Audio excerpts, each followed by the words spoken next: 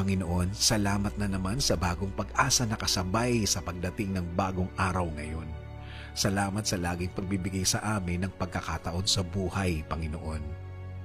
Because we know you are a God of second chances. You are a God that provides opportunities in life. You are the God that understands us always. Lord, sa dami po ng problema ngayon sa harap namin, kami po ay nanghihina na. Dulot na rin ang panahon ngayon at dulot din ng ibang tao sa aming paligid. Ang mga problemang ito, Panginoon, ay matagal na sa amin at matagal nang iniisipan ng solusyon. Hinahanapan ng katapat na solusyon para mabawasan ang aming dinadala, Panginoon. At Panginoon, inaamin po namin na sa lakas namin kami umaasa, kaya nauubusan po kami.